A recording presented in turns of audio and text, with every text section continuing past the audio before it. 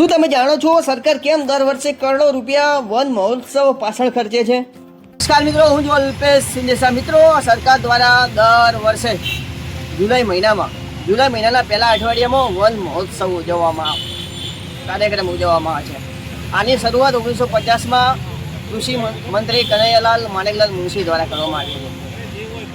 આ સારો એવો સરકાર દ્વારા પ્રયાસ કરવામાં આવે છે, જેના કારણે આપણી આજુબાજુ હરિયાળી થાય, પ્રદૂષણ ઘટે, આ જે ગ્લોબલ વોર્મિંગની જે ઘટના સમસ્યા બને છે એ પણ ઘટે. આપણા સૌની જવાબદારી બને છે કે આપણે સૌએ વધારે નહીં તો ઓછામાં ઓછા એક વૃક્ષ વાવીએ અને એક વૃક્ષને એ સંપૂર્ણપણે પોતાની રીતે વળગ જતું ના થાય ત્યાં સુધી એની જાળવણી પણ કરીએ.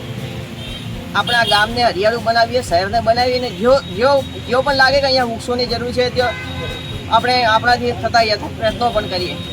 તો ચાલો સૌ સાથે મળીને આ ચોમાસાની શરૂઆત થઈ છે તો વધુમાં વધુ વૃક્ષો વાવીએ, જેથી કરીને ઉનાળામાં જે કાળઝાળ ગરમી પડતી હોય છે ત્યારે પૈસાદાર લોકો તો કે એસીમાં બેસી જતા હોય છે, પણ જ્યારે જે મજૂરિયાત વર્ગ હોય છે એમને પણ બહુ તકલીફ પડતી હોય છે.